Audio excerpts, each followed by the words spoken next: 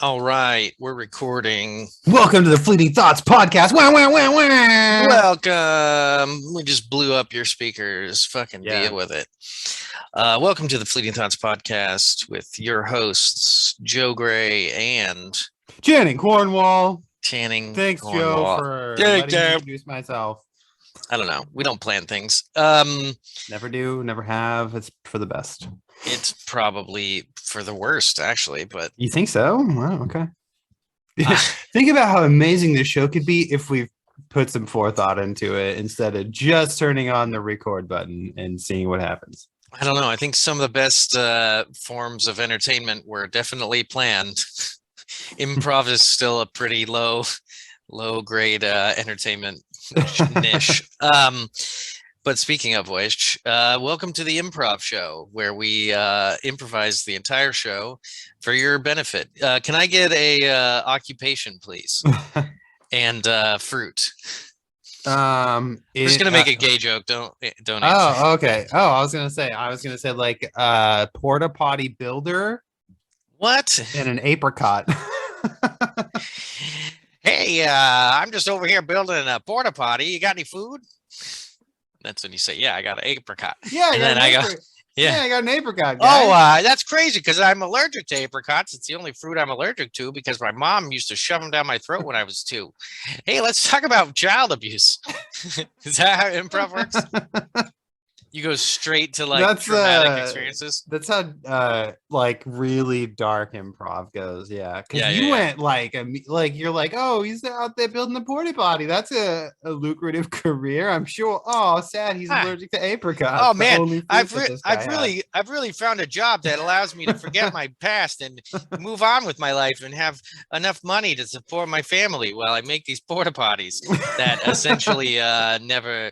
Like once I build them, they don't need more. But oh, thanks for bringing up apricots, you fucking prick. All right, let's get a new suggestion from the audience while we do our new improv. I don't know why I have. And then at that point, everybody's too afraid. Yeah, they're like, I don't want to give him one. No matter what you do, he just comes up with some childhood trauma. I came here to laugh, and I just feel really sad now. All right. So before we started recording, we were talking about something like reliving how you can never actually video game experiences. Well, and like, I don't know, nostalgia in general, or the idea of experiencing re-experiencing things or looking back on experiences as like that's the point. The point of life is to look at your previous experiences fondly, or like you've learned a lesson, and then I think it's partly to do with our obsession with narratives and storytelling, because that's what you're doing when you look in the past. Is you're like creating this narrative where you were the recipient of some universal like form of love or something. I think it's definitely like a religious kind of instinct. I had a debate with my niece about what's more important, like things or experiences. And I was just trying to express that I think that people over deify the concept of an experience as its own positive thing, like just experience things, just go places, just do things, just what is that going to get you that will, what is the goal of an experience? Like, is it just emotional? It's got to be emotional, right? Yeah, I think so. It's like a love of the emotion. Like, well, I think it's like, yeah, you're this memory you have, or this experience creates this emotion in you that you remember fondly or whatever. And so it's like you want to re-experience that particular emotion. So you want to try to recreate the circumstances that created the emotion to begin with. Just like how, with past trauma, people avoid anything that can make them feel that way. So that's why I have a fear of donuts, Hmm. nipples, and big toes. There's just a Okay. lot of trauma. Okay. Let's get into that. Okay. We got a request from the audience. We got donuts, nipples, and big toes. Hey, my name's Donuts. My name's Big Toes. Hi, my name's Nipples. It's like the Three Stooges. Yeah, yeah, perfect. There's a lot of trauma going right now. My heart's palpitating a little bit because you Yeah. keep saying the three words that I What's just. crazy is that's what traumatized you was three people with those names who all Yeah, because molested you. it wasn't even so much the molesting that traumatized me. It was just the horrible circumstances that their parents must have been going through to name their children Big Toe, Donuts, and Nipples. Like I had trauma for them. Like I'm so empathic that I felt their trauma from being given those horrible names. And then they molested me. So that was Oh, kind of like the you're like, cherry on top of the oh, I feel sundae. so bad for you guys. I feel so bad for your names. You must have been made fun of, and this is probably why you're dysfunctional and want to rape me. And then Big Toe was like, shut the fuck up and take your pants off. And I was just a wee lad at the time, and I wasn't gonna fight a guy named Big Toe. You don't fight a guy named Big Toe. You don't know what kind of crazy you're getting into. Yeah, what's crazy is he had tiny toes. Yeah. He wore like a size 6. He was like barely out of kid's shoes and he was Yeah. 37. It was Oh my fucking gosh. weird. What a fucked Nipples. up His name situation. was Nipples because he had those big like saucer fucking brown, like dark brown Yeah, no, nipples. They were he too deserved that name. much. Yeah. Yeah, it was an ironic name. It was he His too big a mom had nipples. no idea what to name him until he shot out of her vagina. Then she saw the size of those saucer nipples. She's like, nipples. I mean, it'd be fucked up Yeah, for me that's not to name him yeah. Nipples. None of the names are nicknames. They're all No, it's actual like yeah. Nipples McKeehan or Mm. McManaman. Donuts, interestingly enough, his name was Daryl when he was born, but then he refused to eat anything but donuts growing up. And he to Hmm. this day, that's his whole diet. So his mom legally changed his name at I think when he was 8 Hmm. to Donuts because she was like, well, fuck Hmm. you. If you're so obsessed with him, this is your name She now. said, "Well, fuck you. If you're obsessed child whom I'm giving donuts, who has no access to donuts, although except through me, that's kind of like that Bible. Um, no one can get uh, to heaven except through me, but Mhm. no one can get donuts except through their parents when they're Yeah, it's kids." true. I mean, you Hmm. gotta, or like that weird old guy who like lives on the corner in like the dark house that everybody's convinced is He makes haunted, his own donuts. he hangs out Hey on the front kids. porch and he's like, "Hey, I've Hey. got donuts up here." And all the kids who don't know anything about stranger danger go up there. They get their donut, their free diddle, and then they go home. Free diddle. Mhm. A Diddle's lot of molesting in this episode already. I Diddle's don't know how this happened. a prisoner. We need to free Diddle. Like Free diddle. you know. Why is his name Diddle? We don't talk about that. Okay, it's just So that's his name. speaking of experiences, Oh boy. like there's a commercial with Ewan McGregor, and he's like something about when you're dead or you're dying or you're old as fuck. Are you gonna care more about the things you bought, or are you going to care about the places you go? And then it's like an ad for like a travel agency or like travel Mhm. to fucking Fiji or something. And I've traveled and I've done all that.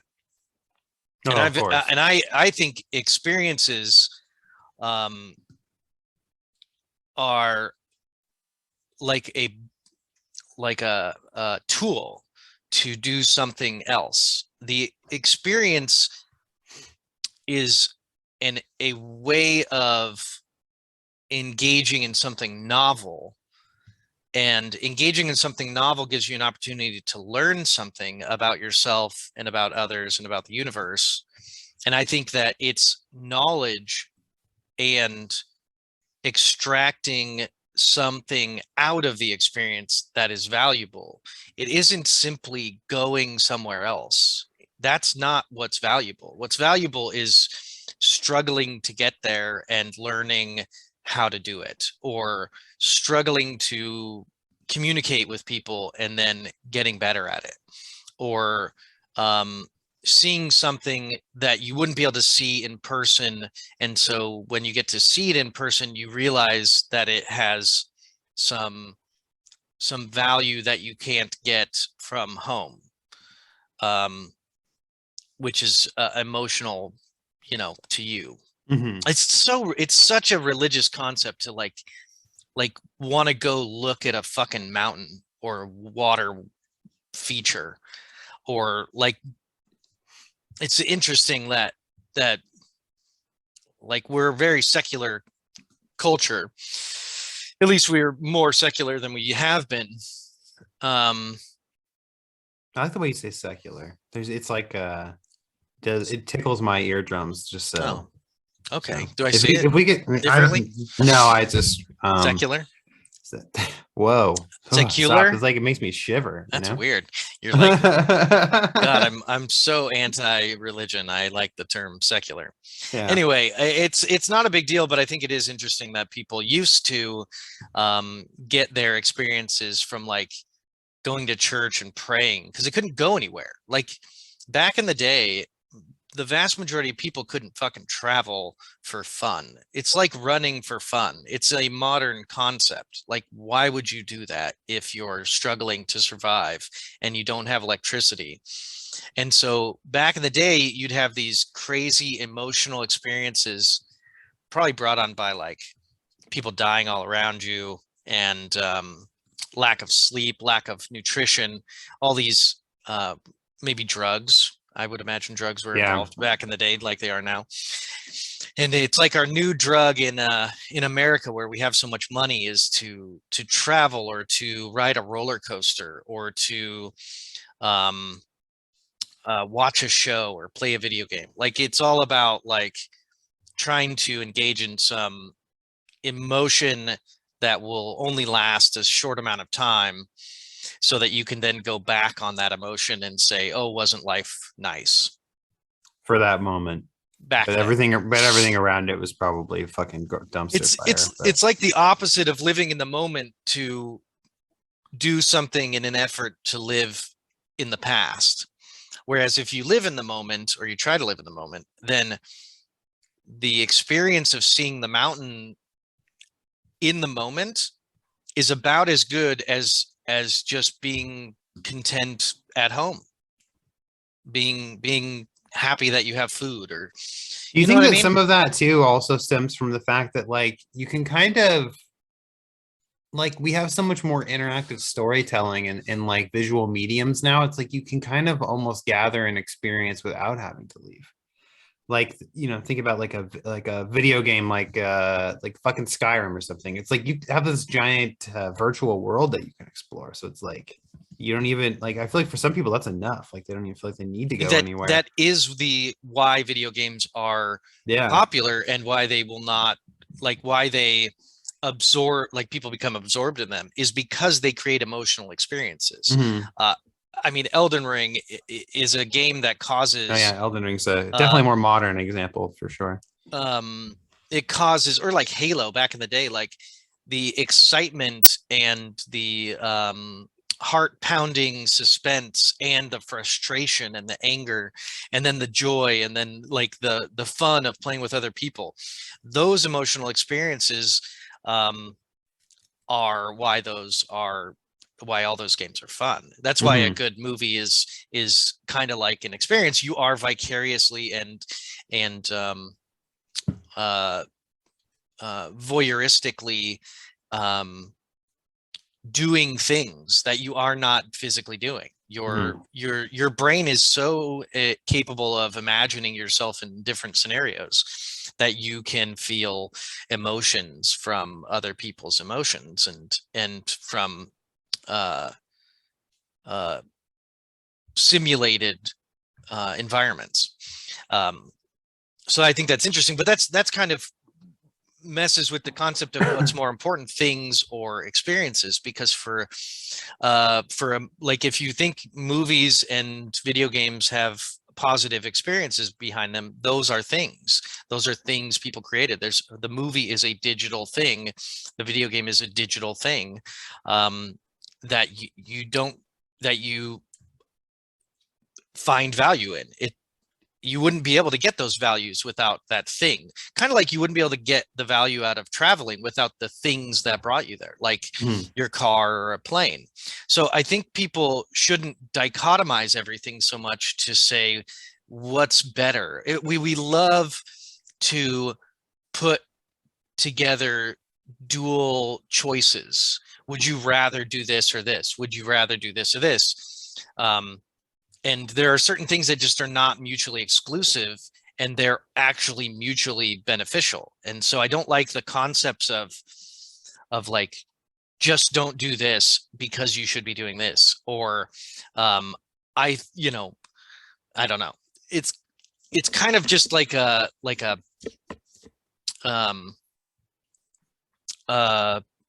platitude, or what are those, like idioms, like things that people say that seem like they have meaning, but they're really, if you think about them, just like, I don't know, really superficial concepts.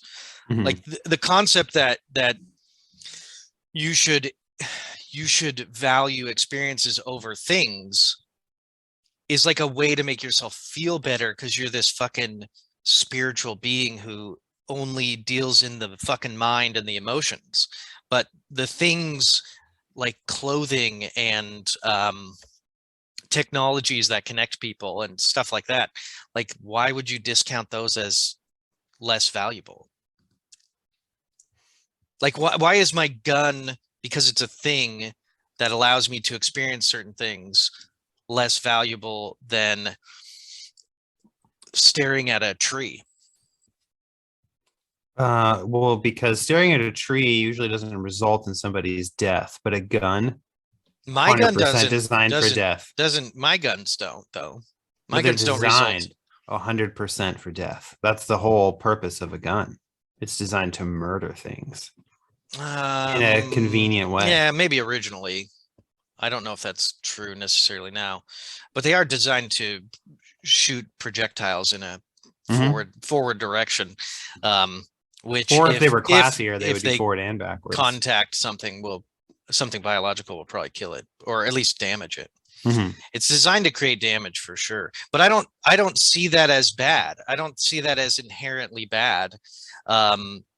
Like, the tree can fall on your head. You could use the tree to make weapons. I think it's just somewhat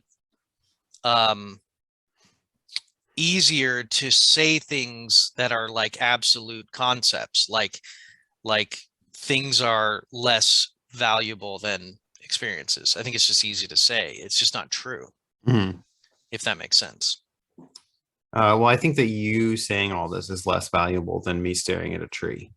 That's all. I mean, that's where I'm at right now. I mean, we should probably move along. Can I get a new suggestion of topics to alienate people with? Yeah. Anyway, we can move on. Oh, I was just fucking with you. I know, but I genuinely am not sure where to go with that either. Okay, yeah. I don't know what else to say. Even at the end of your thought process. I'm just sitting in my apartment looking at the cloudy day, thinking, like, it's what should I do? It's a good day to beat Elden Ring. That's what you should be thinking. Today's a good day. God dang it! I'm gonna sit on my ass. That's why I got all my my busy stuff done first thing this morning. Got up, I fucking ran a 5K, did my total gym workout, walked the dogs for like another 3.5 miles. I'm fucking, dude, by fucking 9:30, I'd gotten like 14,000 steps. You should just go to bed. I'm going to after this is over. I'm done. I don't even know. What do you even do with the rest of your day after you do all that? You just fucking. I don't know. Yeah.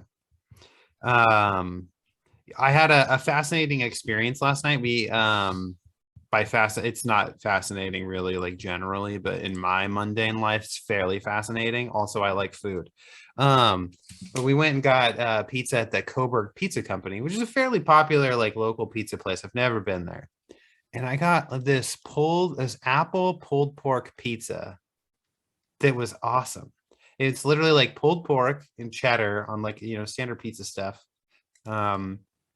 By standard, I mean like it's on a crust with the usual, but then it also had apple slices on it, like baked apple. It was fucking awesome. Hmm. Like the apple wasn't super sweet. It was almost like an accent to the pulled pork and the cheddar. Anyway, What kind of I just sauce? I Barbecue? want it's not a barbecue sauce. If it, I don't really know that. I'm assuming maybe just a standard red sauce, but it was like the I pulled don't think pork that and would the go with the I don't think so pulled either. pork Like very now that well. you're thinking about it, I'm trying to think of what sauce was on it because I think that the pork and the cheddar was like so um powerful on You're completely frozen. Let it go, Channing, let it go. Maybe you gotta rejoin or something like that. I don't know. But I can't hear or see you. Yeah, I'm not frozen though. Can you exit and rejoin maybe?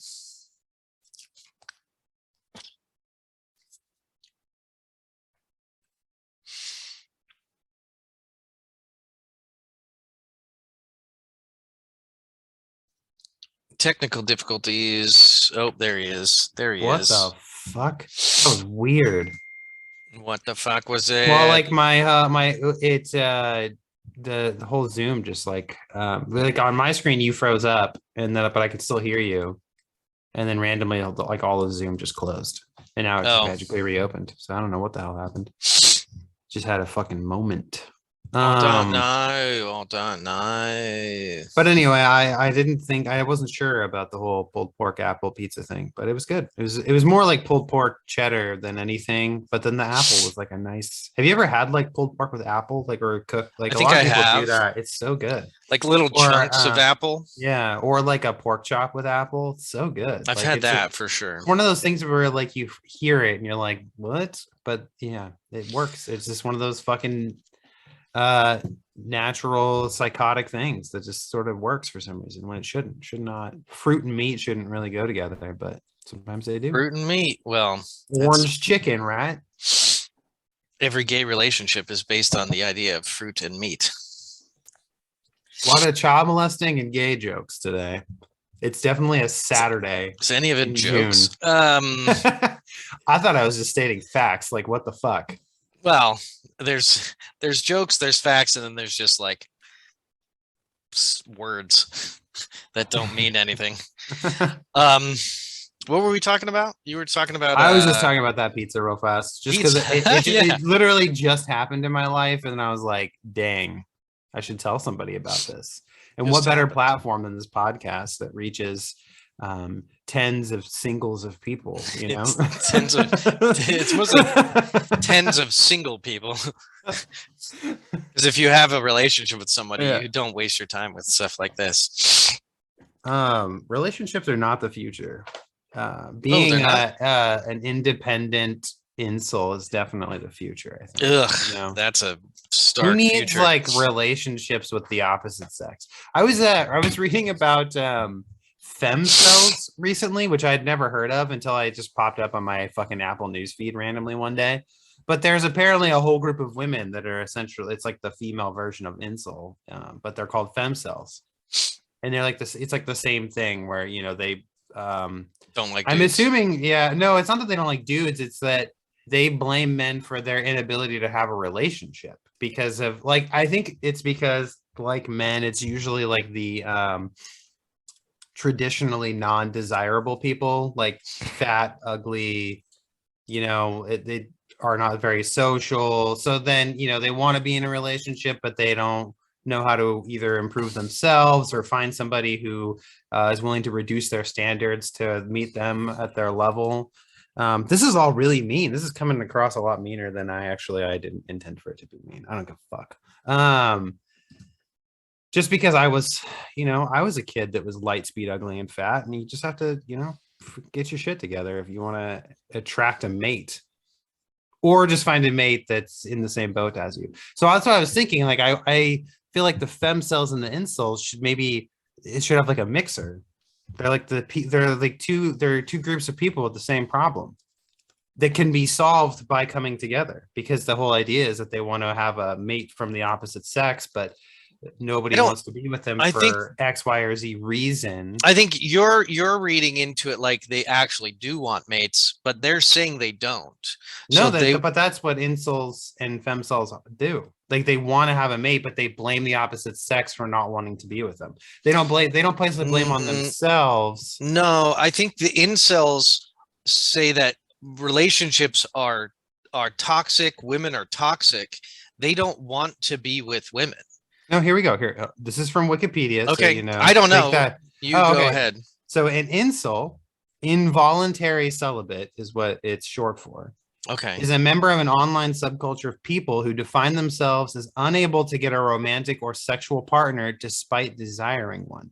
Discussions in incel forums are often Okay, characterized so by they do want resentment. relationship. Yeah, but it's characterized by resentment and hatred, misogyny, misanthropy, how do we pronounce that? Self-pity and self-loathing, racism, a sense of entitlement to sex, and the endorsement of violence against women and sexually active people. So it's like a group of men that really want women, but since nobody wants to be like But women that they've it been doesn't say meeting. despite trying to get women. It says despite desiring women.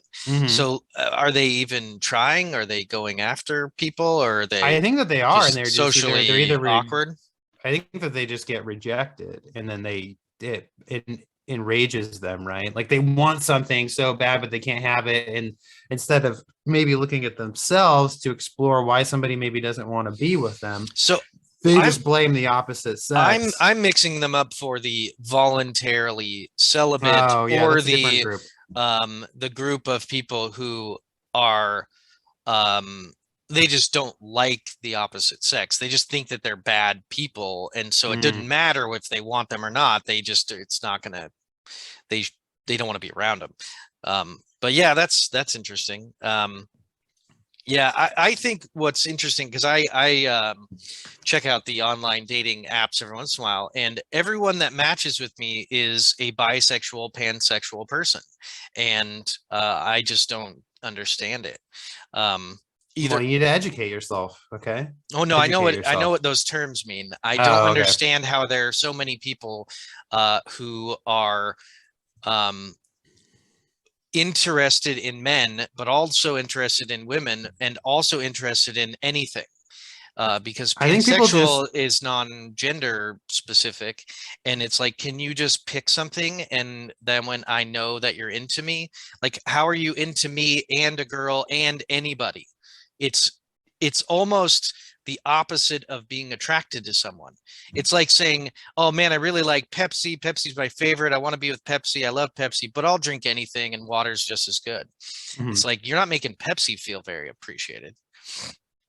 And Yeah, that's an I'm Pepsi. interesting You know what I mean? Like as a male, I don't want you to be into everything. I want you to be into at least my the fact that I'm a male. Like so at is least some your amount of it should be like you have a penis and that's sexy. is it almost so is it does it stem from like a sense of insecurity? Like let's say you got into a relationship with a bisexual woman, right? And like you guys hit it off, everything's going great, you're in a relationship. Is it like the fact that she's a bisexual, is that like a niggling fear in the back of your mind that she might just leave you one day for Well, a for woman that one, she's suddenly attracted to? it gives that person an entire additional population of people to leave you for. So absolutely it's Oh, okay. but it's not an insecurity, it's a practical concept. It's like I would be either secure or insecure depending on the situation. And Mm-hmm. I've never been in a relationship where I was jealous, and particular, I mean, like small amounts, like, but nothing that was like, I've had girlfriends that had guy friends and they went out and they did stuff, and I was never like worried about it. I was always like, you know, they're my girlfriend, and when they're not, they're not. Like, Yeah. that's fine. I will deal with it if that happens, but I'm not like gonna try to control them. But what I don't understand is a female who wants a long-term relationship with anyone. I don't understand what you're just not limiting anything. Like, do you want for me, it's like I'm still open to the idea of like a more traditional concept of a relationship, but how do you have a long-term relationship without some traditional concept of monogamy. So are you assuming that like all people that are bisexual or pansexual aren't into monogamous relationships? Because I view it as like well, being monogamous and those aren't necessarily like in the same camp together. Because I feel like you could probably be a monogamous anything really. But monogamous for how long and for what? So I feel until like when? I feel like you're worried that because they have such a wide population of people to be attracted to, that it's going to increase the probability that they're not interested in a monogamous relationship. Is that like what I think that's your thought absolutely process? true. I think Okay. they're so open that that type of openness is necessarily a factor in their potential to not put as much effort into a particular individual. And that's really not my issue, because I'm not like a massive monogamy person. I'm not like you can't be attracted to other people. You have to spend all your time with me and we have to be together forever and then we die together. But what I don't relate to is the concept of someone who is I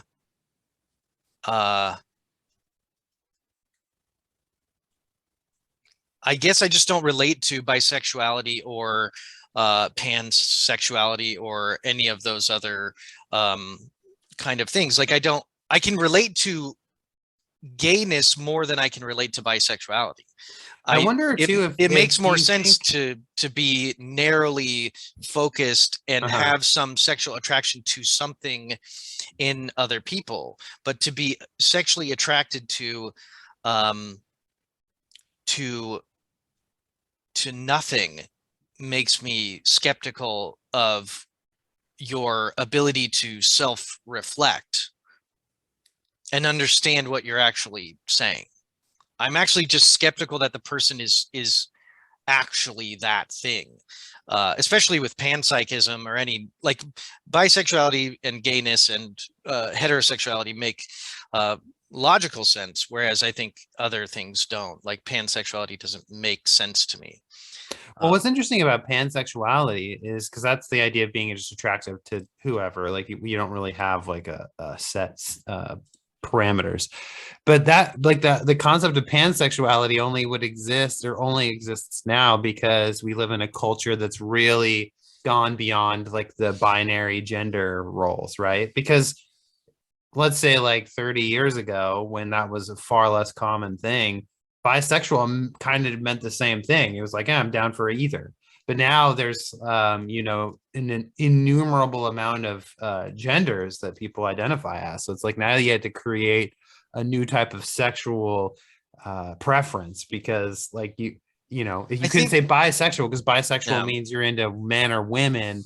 It doesn't mean that you're into that they thems and but there's no other things other than men and women scientifically, biologically, correct. And but so because totally sexuality comes from biology, sexuality is biological. You're gonna get canceled, dude. You're gonna be the next J.K. Rowling. I don't care. I'm just asking. I'm just asking questions and trying to get at like the fundamental aspects that are happening. There are concepts and then there's reality. In reality, when you engage in sexual activities, you're doing it biologically. You're doing it with skin and flesh bodies organs and hormones and neurology. You're not doing it in some ethereal plane where we're all fucking some non-specified concept. Well, you're not having sex anything. Right, then. That's the problem. Well, I'm not having sex. I fuck in the ether. I don't fuck in the physical realm.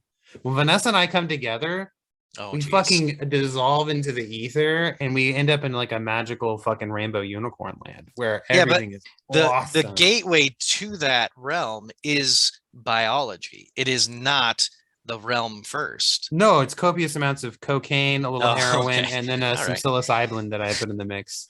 We do that Psilocybin. first, and then yeah, I'm so good with psilocybin I can pronounce it correctly Yeah, when I that's talk funny. about it. I'm so good with it. That's the funny thing about sex is you don't need drugs. It is a drug, and I think that's part of the kind of mysticism people place on sexual concepts and feelings and the outcomes of sex as well. It's interesting how when you try to apply It's science trance-like. to gender and sex and everything these days, it's like you immediately just like everybody has a problem with you suddenly. Because like J.K. Rowling is the example. She's just basically stating that there's men and women, like women are a different thing from trans women and trans men. And everybody has got a problem with that because trans women are women in most liberal current social circles. But it's like, are they really? Because scientifically, they still have testosterone running through their veins. Have they done a sex change operation? Like there's just all these factors into it, and it's like I struggle with it because when I look at it logically and scientifically, I agree. I'm like, there's male and female in the human species. I'm not talking about fucking seahorses and other what is that, asexual beings that just self reproduce or whatever. It's like in the human species, male and female, there's hermaphrodites, there's some wiggle room in the middle. Those are very not common things, and typically if you're a hermaphrodite, they decide your sex based on the more dominant organ in your body, because it's not like they're equal. It's like usually it's like you have a more dominant penis, but then also for some reason you got a little bit of a vagina growing, or there's like some other development happening that they can take care of so that you're just one. But people bring up that example. I'm like, how many hermaphrodites do you think are born? That's probably a very I guess I could look it up, but I would be surprised if it's more than like 1 or 2%. Like, I'm gonna look it up right now. Percentage Using the exception to the general rule is 0.02 to 0.05% of children born are hermaphrodites. I'm just because I've heard that example. Like, well, what about hermaphrodites? You're talking about 0.02% of the population. The hermaphrodite still has an X or a Y chromosome, and everyone has variability in their expression of sexual characteristics. Like I was saying earlier about the idea that everything has to be black and white and binary and dichotomized, the concept of the male and female in biology is not the end of the story. It's the beginning of a classification system that is the most accurate way to go about studying and understanding the effects that certain things have on those subjects. Science is not interested in like all these, I don't know. It's just like, that's why you have to differentiate sex and gender, right? It's not because I agree. It's simple. like sex is male or female. Yeah, I don't like the term gender at all. That's we got to take a break because we're running down on time. Oh yeah. So let's bring this back up here in a second. We'll take a potty break, and then we'll go into. I'm sorry. Did you say party or potty? Like we're gonna have a party. Oh, okay. And then like 5 hours later, we'll be. I don't know if you were saying up. Party with a weird accent, so it came out potty. I'm gonna take a potty break. Yeah, you come over here to the party. Every potty break is a party because I like to live in the moment, and I like to experience my bowel movements. Hell yeah, brother! Right now. Okay. So yeah, we'll take a break and then we'll be right back. Okay. Music interlude cue now.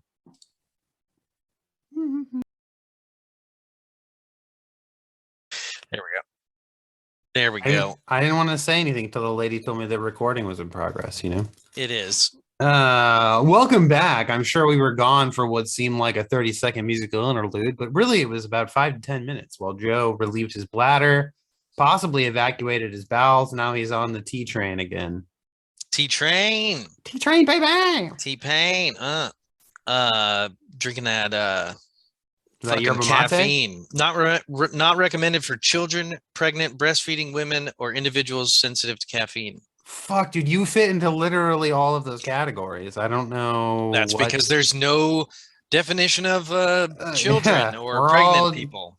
we're all just human beings. Well, actually, some people don't even identify as human beings. Some, identify as Yeah, cats or animals. Yeah, objects. I suppose there's like a This is this is the comfort that we all get in a society where we don't really have a lot of like obviously. if this was the 1800s and you were on a fucking farm literally working every day of your life to survive, you wouldn't have time to think about what you might be other than, what was biologically just given to you at birth. So that just, that's why this is a conversation that exists these days because what the Yeah, fuck else are people gonna do? it's an interesting conversation because I don't think it's very significant. I don't think that the conversations around trans people are I don't think, and I don't know, but Yeah, two heterosexual white men talking about this. Or yeah, like cisgendered I if know it's we're like to gonna like try to go get with a that. job as like somebody who's dressed up like a girl. Um, I don't know what it's like to be a dude who dresses like a female in an effort to convince all of the people they interact with that they were not born a dude who looks like a dude, who has no breasts, and who has potentially a penis, although you can't see it, so that's not really an issue. I think that's why it's such a hard conversation to have, right? Because you and I can't relate to it at all because You can't. I can't relate I to it. because I haven't spent really a single minute of my life deciding what I was going to be in terms of like sexual orientation and biological designation, right? I'm just been like, I don't know, I'm a white guy and I like women. But I find some men attractive, but I wouldn't consider myself homosexual at all. I mean, I've looked at but dudes, I'm like, that's a handsome guy. So it's like but are I they feel deciding to do it? Isn't the idea that they aren't men? They were born in the wrong body, but they are deciding to wear clothes, yeah. right? I feel bad because I'm like, I can't imagine living a life where you have to spend so much of your like your thought processes and your time and energy on trying to figure out who you are on like a base biological level. And maybe that is a really tough decision for some people. And I'm just fortunate enough to not have to worry about it. I mean, we all agonize over different decisions in our lives that have different varying meanings between different people. But I'm just like, sometimes when people are having these conversations, I'm like, how much time do you spend on this like every day? Like you could be Couldn't using that couldn't energy towards anything couldn't you else. I just mean, wake up and say, I'm a girl in a guy's body, and I'm gonna put, and then I'm just gonna move on. Like I'm gonna wear clothes, whatever I feel like, and mhm. I'm gonna try to go get a job, and I'm gonna try to have relationships. I guess Well, it's like, I think you could, but do you conform to the cultural elements that you think you should engage in, like wearing a dress, even though you know that there'll be negative consequences to the way that people perceive you? Or do you wear pants and look like a guy even though you feel like you should be wearing a dress? Do you conform so that you don't deal with negativity, or do you force everyone, or do you or do you make it so that the negativity that you get, whether minor or major, is too bad? You're just going to put up with it and they're going to put up with it. yeah, I mean, I feel like it's probably only such a point of contention because we've built a whole society around a binary system. So now that people are trying to exist outside of that, creates like all these weird issues with public But they're not restrooms and other outside of stuff. it. They're trying to be one of the two things, other than the non-conform. Like there's no real circumstance where somebody is a gendered, like they're just outside of, like you either look like a dude or you look like a chick, or you look like a dude looking like a chick, or you look like a chick looking like a dude. There's no additional circumstance that I've Mhm. ever seen physically. Like I've never seen someone who I'm like, that's obviously not a male or female. They are obviously a male or a female. I just can't tell necessarily which one they were born with and all that. And it has almost no significance in my life at all, whether I figure that out or not. Yeah, most of the time I don't care. The significance I think comes. a lot of people think that other people care more than they do. I'm like, generally, I don't think people give a fuck. Like they're just like, I don't hey, think they how's it going? should. What can I do Yeah. for you? Cool, see you later. Like, you know, I think a lot of this stems from like online discourse, you know, where everything seems like a fucking big deal on the internet, but really it's like a couple thousand people in the billions that exist on the planet having some sort of spat. But it seems like a much bigger problem than it really is. I mean, I think it becomes a problem when you look at situations where transgender athletes are wanting to compete at like Olympic levels. You know, like if you were born a man, now you've transferred to becoming a woman, so you want to compete against other women, but you have an obvious physical advantage over the other women because you were born as a man. So there's biological markers for you, such as testosterone, larger muscle mass, etc., that you cannot change because that's just biology.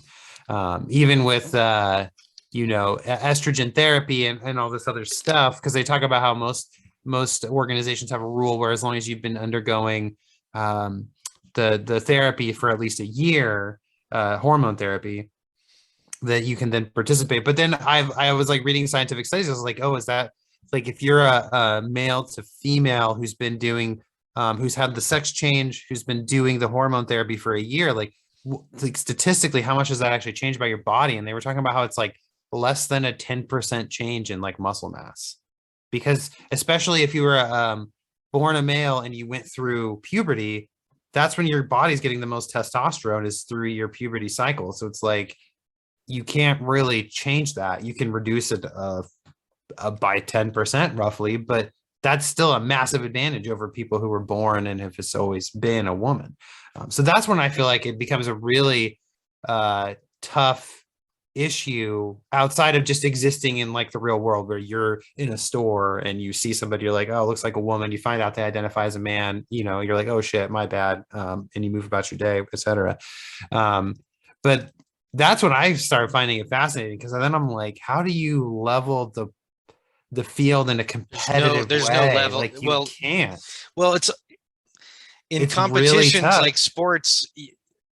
And then it becomes insensitive, right? Because basically at that point, right, you're saying, yeah, you're not really a woman because you're up here, you know, and all these biological factors, whereas your competition's a little bit lower down here because they weren't born a man. So it's like people want to say that a transgender woman is a woman, but this is where I feel bad, because like my liberal sided mind is like, yeah, I agree with that, like social, but then my like logical side is like, but there's like caveats, right? Because you're not really like 100%, you know what I mean? And like it's hard to say that because then you feel like you're being an asshole, but I'm like, but biologically that's not really true. You think can't have a baby. I Like, think you people cannot create a baby. You don't have a uterus, which is a big biological factor of being a woman, right? I think we can all agree on that. But also, it's just like you're not really like. This is probably maybe another big thing, but it's like if I was going to engage in a relationship with somebody, right, or I was kind of interested, and then I found out that they used to be a man, I would immediately be like, I'm sorry, I'm out. Like I can't, like, because in my mind I would just think about like I can't get over that hump of being like, this was a man at one point. Which is weird because I'm like, maybe it wouldn't matter. Like I don't know. I think it's one of those situations you can't. I guess I wouldn't really be able to have a definite answer to. But if situation, you as a male were like 90% of every male, Mhm. your goal for being with a woman isn't just purely sexual. Yeah, It is it's also procreation. procreative, Mhm. and that is actually what's underlying almost all of the psychology related to all of this, is that sex matters from a subconscious, like evolutionary, it matters so much that we really don't understand why we have emotional visceral reactions to people pretending to be men and pretending to be women. The consequences of their actions are potentially anti-human race, because if they don't have a uterus and you have sex with them, you have foregone your ability to procreate and mate, and that is what we are geared toward. And so it matters at a fundamental level, and on a superficial level, we're trying to connect the superficial with the non-superficial. And on a superficial level, wearing a dress doesn't matter. And we've experienced that so much in modern culture that it doesn't matter as much to us anymore. But back in the day, it mattered greatly, because it wasn't a concept that was innocuous. It was a concept that would take men out of the gene pool. And maybe it's actually a good thing for men that are not able to suss out the difference between men and women who wear dresses, right?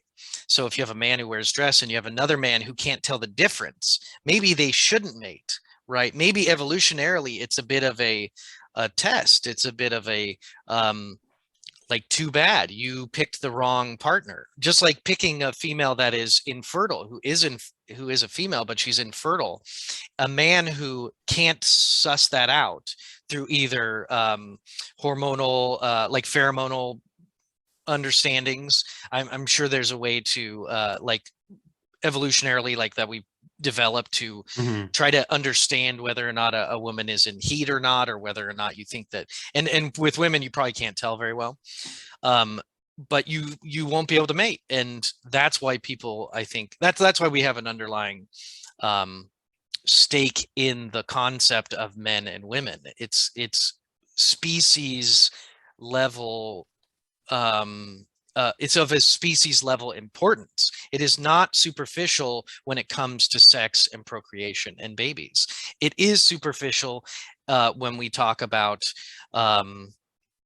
dresses and makeup, but those things are superficial to begin with. Like, Well, that's women all wearing those cultural things is anyway, already superficial. because there's some cultures where men do wear, look at Dresses. Scotland, for example. Yeah. Kilts are essentially That's what I'm skirts, saying, right? is, It's like, that's a more of a cult. but It becomes a you've societal- never thought that one of those red-haired Scots with big beards were female. No, and very it's clearly male. so those are there's like a very deep-seated reason to know whether someone's a male or female. You also need to, it's a way to assess risk. Men are just likely to be more violent, and so a woman or a man who's dressing up like a woman is going to be less intimidating. And maybe once you find out they're a man, you feel like you put yourself at risk by not treating them like a potential danger. Whereas a woman who dresses like a man is going to already be treated more like they're a danger to other people, because men are more likely to be violent. So if a woman looks like a dude, we're already going to give them that kind of risk assessment that we would give to another dude. We're already kind of going to give them space. We're going to give them a little bit of leeway. We're not going to necessarily treat them the same way if we think that we're going to be potentially attacked by them. So the man who looks like a woman is treated differently than the woman who looks like a man. There's different implications to masquerading as something that something other than yourself, and it depends on which direction you go. Yeah, and I feel like you're walking a fine line, right? Because you keep using words like pretending and masquerading, which is you saying that don't see it any other way. Yeah. I don't see it because because that's what children do. Children pretend and they masquerade as things that they are not, including animals and inanimate objects. And because there are specific markers in society for specific sexual indicators. Our clothing is not just clothing. It is a way of marking and identifying sexuality. And sexuality matters much more than gender, because sexuality is how our species continues. And we have a base reason to care about biology. That's why the clothing is the sexual dimorphism and clothing are correlated because one helps indicate the other, and it isn't. It is only superficial until you bring them home to fuck, if that makes any crude sense. You know what I'm saying? Like, but because sex and children, and the kind of correlation between people want to have kids, and they also want their kids to have kids, so they want to live in a world where they can be fairly confident that their children will mate. They don't want to live in a world that's confusing and they're going to have kids who don't know what a man and a woman is, because they don't want their kids to not have kids. It's all very, very fundamental, like cells, like our cells and our genes want that. And getting past all that to a future where sex doesn't mean having kids, because you're having sex with someone who looks like a male but doesn't have male genitalia, or looks like a female and doesn't have female genitalia. A world where that's completely not a factor is a world where people don't have children. And while I think it's completely asinine to think that that could ever occur, I don't think we're capable of that as a species. What if all of that's this why it's such a small population. It's a tiny proportion of things that this is occurring. I think that what we're discovering, right, and establishing is that any sexual relationship that falls out of the general norms of male and female is nature's long game at annihilating our species, because just over time maybe there will be more homosexuals or people in relationships where they cannot actually create children due to the circumstances of their sex, and so therefore there's less children being born. This is me joking around, by the way. I was just saying, like, wouldn't that be interesting? No, I think it is natural. I think it is natural, and I think that 100% it has to do with our belief. We're overpopulating the world, and so the world I think it is a natural outcropping of biology's way of lowering, of controlling population size. It has to do with the amount of people in your direct. Joe, now you're saying that all these people are fucking mutants and that they're trying to destroy humanity. You're a fucking monster. I think they're all God's creatures, and God is using them as a way to reduce population. I think because we live so close to each other in very, very dense cities, it's in those dense cities that you get these rare occurrences in sexual expression. And I think that's because they don't need to have kids. So like I was saying, on a fundamental evolutionary basis, it really does matter. But when you see that there's so many people around, there are kids that there's enough kids to go around, it just isn't an issue for a certain amount of the population to have kids. And this is one of the outcroppings of excess wealth, excess humans. Yeah, I mean, that was one of the many reasons we didn't have kids. I'm like, there's so fucking many of them. The world's overpopulated. I don't want to pay for a kid. I don't care. I'm over it. But boy, do I like having sex. I think that you having that concept logically comes from a subconscious biological expression in biology. I think that biology, for some reason, populations manage on a large scale through individual actions in a somewhat subconscious way. And I think that subconsciously we do that kind of analysis. Well, I think it's one of the few times too where almost like my logic outweighed my biology in a way, right? Because like most of the decisions I think that you would make as far as not having a child goes against your completely against your basic biology, right? We've established that the main purpose of humans is to procreate. Like that's literally what we're here for. We don't contribute anything else to the planet generally. But so it's like to defy that through logical processing, right? Which is like, oh, it's expensive to raise a child. The world's overpopulated. My wife has health conditions that would raise the probability of my child having health conditions, and also the probability that my wife would die during childbirth.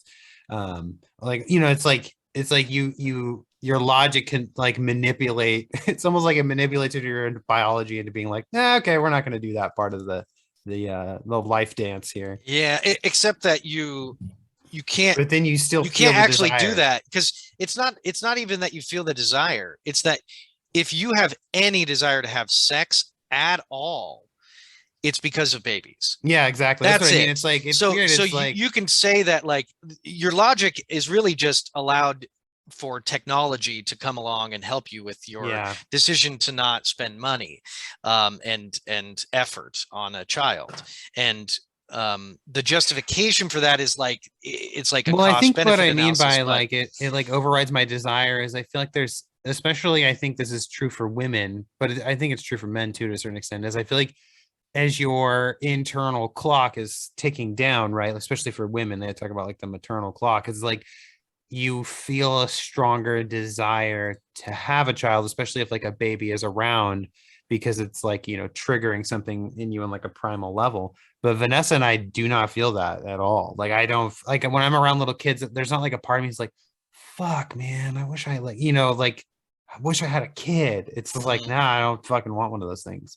But yeah, you are right in that, like, every time but you are sexually yeah, active, it's like your body saying, let's make a baby. Um, Even though like your yeah, exterior motives, like every time I go to have sex, I'm not thinking at the forefront of my mind, baby making time. It's like, man, I just really want to get in there and get busy.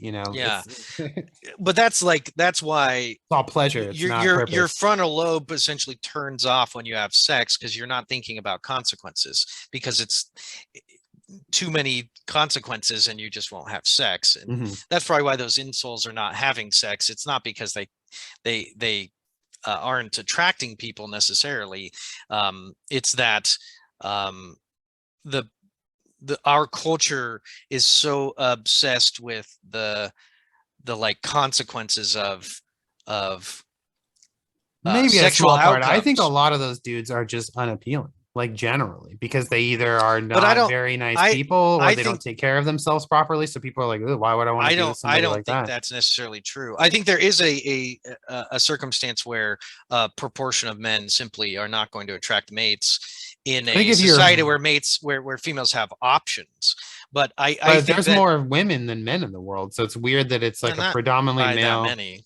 Um, but Our also, population's roughly I think 50-50. if you were talking about voluntary celibates, then I could see that being the reason, right? They're just so worried about the consequences of sex. They're like, Yeah, "Fuck it, I'm just going to step out." But you're but talking about a group of people who want I that, I but think can't get it. if we had communities that were supportive and fostered male female monogamy and relationships, that most men and most women would find partners. I Yeah, it's think we called don't. Mormons Yeah, it's a religious kind of one of the benefits of going to a shared social function or with the a large Amish. population.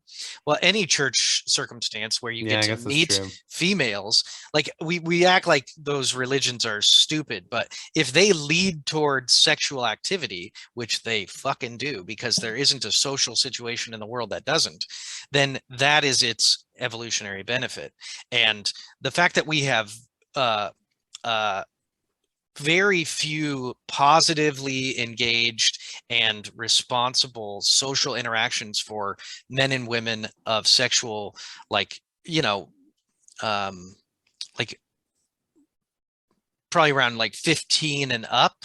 We don't have circumstances where we foster those for everyone. We have obviously those circumstances still exist, but there's lots of circumstances where men are isolated and alone, and women are isolated and alone, and they don't go um, to engage in a kind of healthy relational um, place where they can be safe to engage in rituals and things like that that lead toward good outcomes for relationships that also lead toward good outcomes toward kids. The whole society is fractured, and so and with divorce rates being the way they are, people just have no there's not a lot of optimism in the relational situation. So either you go massively promiscuous, which doesn't lead toward healthy outcomes, or you go massively celibate, and that doesn't lead toward healthy outcomes.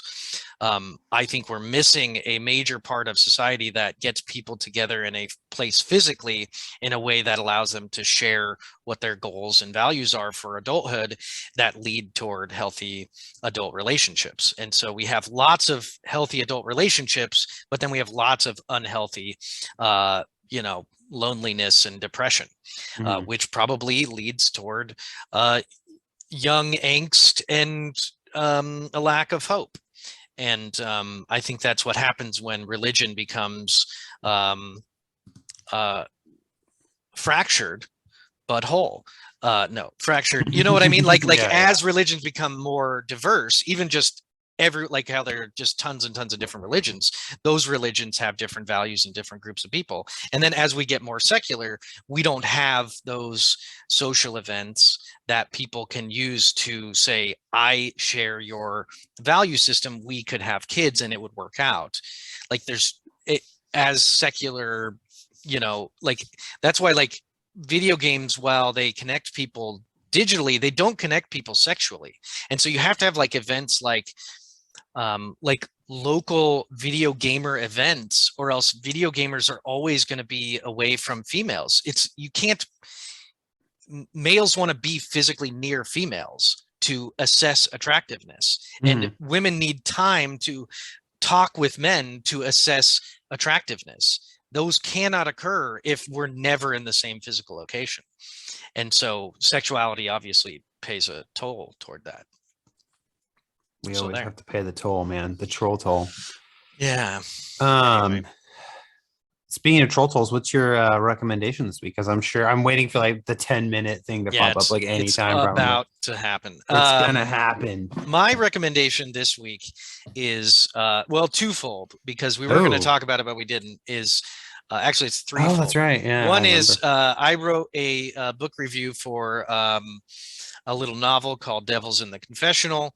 It's at joesnotesblog.com, and it's a book review of the book written by Channing Cornwall. That's me. A guy, and he's a guy. So anyway, I recommend people read that, but I also recommend they read your book. So that's at the end of the review as well. I wrote, I highly recommend finishing off your Western sin with a confession of your own. Let me try again. No preacher can save you from the Western sins in this confessional, or even God won't pardon these Western sinners, no matter how much they confess. And so I think that's what I do there. But I also want to recommend a couple of actual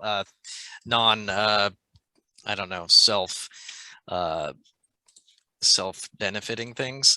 One is the podcast Conan O'Brien Needs a Friend. He did a recent interview with Jeff Goldblum that was super fun and very enjoyable to listen to, so I recommend that specifically.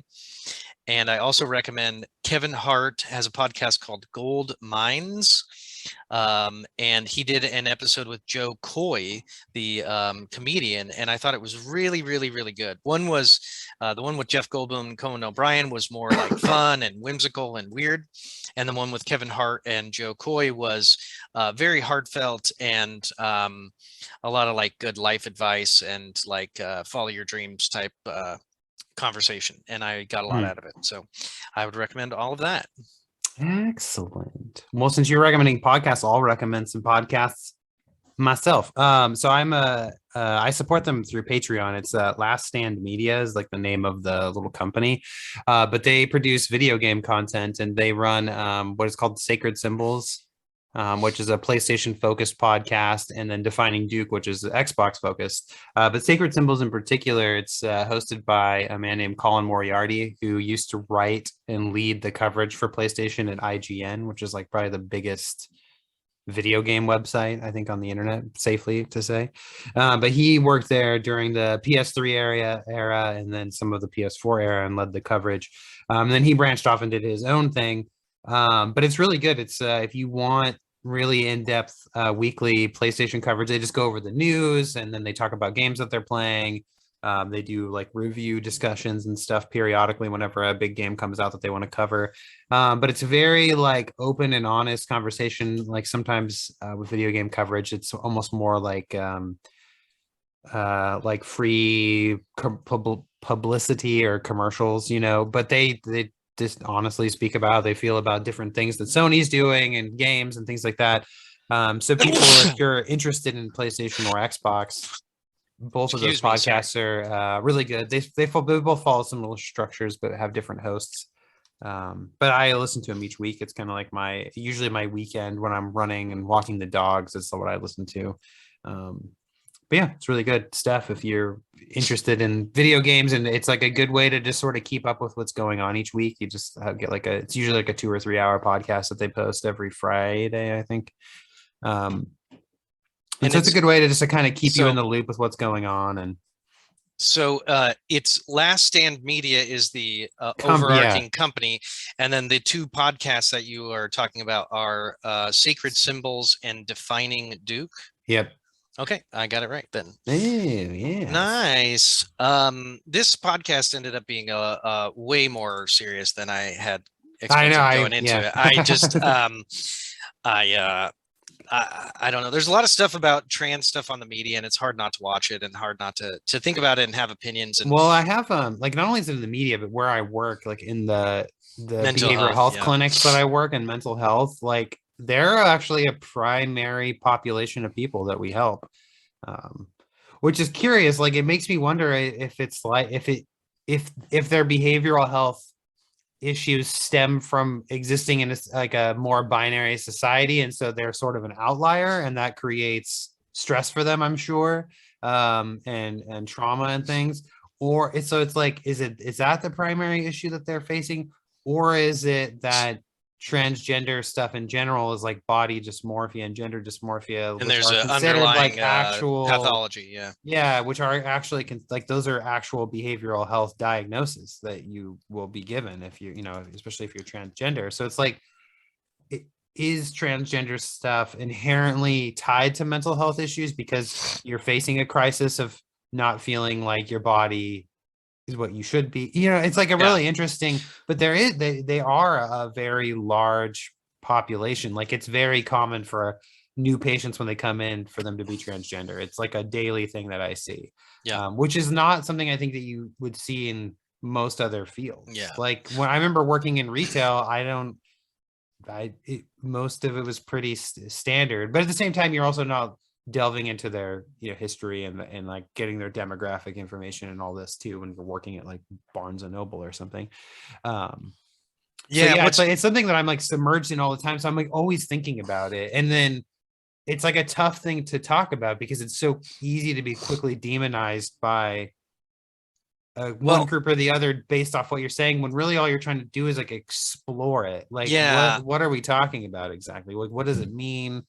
And then I don't like that people can't comfortably, like even I don't feel comfortable admitting that like some of it I just don't jive with, or I don't understand. Like logically there's the binary biology, but socially I'm like, be whatever you want, I don't care. Like that's the beauty of living in America. You can do what you want, as long as you're not hurting other people. Fucking live your life, I don't care. But also don't expect people to get on with that. You know what I mean? It's a very complicated issue, but I it's always kind of at my forefront of my thoughts because I'm just kind of so submerged in it at work. And like you said, on the internet, there's articles constantly about people's different views on it. I think my overarching stance is I believe in freedom and equality under the law, and if there are laws that are making it difficult for people to engage in peaceful freedom, then I think we should change those laws. And I think if people are being hateful and mean because they are uncomfortable with something, then they should figure out why they're being emotionally distraught over something that probably doesn't affect them. But I think if we're going to talk about reality, then we have to talk about the different aspects of science and the different aspects of society and the different aspects of history, and things change and ebb and flow, and concepts are introduced and they're dealt with,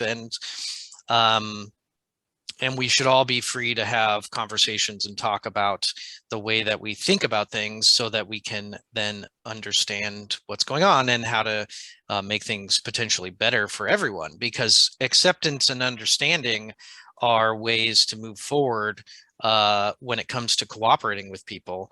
But that also means that like that goes two ways. Like, if you find that the way that you like to live your life out in public is not easily accepted and understood, then it's not necessarily up to them to change. It's up to you to understand and accept why they are the way they are. And if you don't get that the vast majority of people don't really care about your struggles, then you're not really accepting and understanding reality either. So why should anyone else? If you know what I mean? Like, the world is pretty harsh, and for the most part, I think people are getting along in society. So I agree. I think not all like I bad, said, you know? it's like almost like a false discourse that's created, like where people think that this is Yeah. a big issue, and it's like not really. It's like a big issue amongst I think a few thousand people in a chat room or something, not a chat room, but like on Twitter or something, which like creates this false sense that it's a more widespread issue. But I think most people don't care. Most people are like, yeah, whatever. I don't. Wear This has no whatever, bearing do on whatever. me. I don't give a fuck. It's like, what are the real significant issues of our easy ass American, you know, we're not involved in politics. We're not involved in military and police issues. Like, are my local issues are in Portland here are petty theft, homelessness, trash on the streets, kind of shitty drivers, finding a job that I'm satisfied with, emotionally. You know, I'm doing pretty fucking good, and I don't need to catastrophize everybody else's circumstances and take on everybody's problems and think that I know everything. Yeah, it's just why I don't get involved in a lot of stuff. I'm like, dude, I'm just trying to live my own life, right? Like, I got to keep my house functioning. Like, I got to pay my bills. I worry about me and mine, and I don't expect people to try to help me and try to give a shit about me, particularly.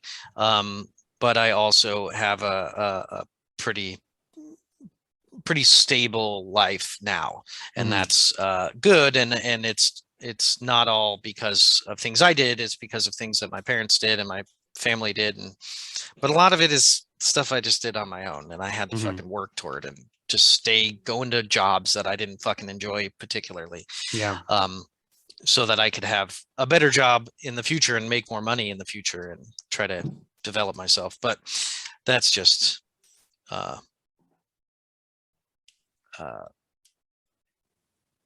positive outlook, I guess.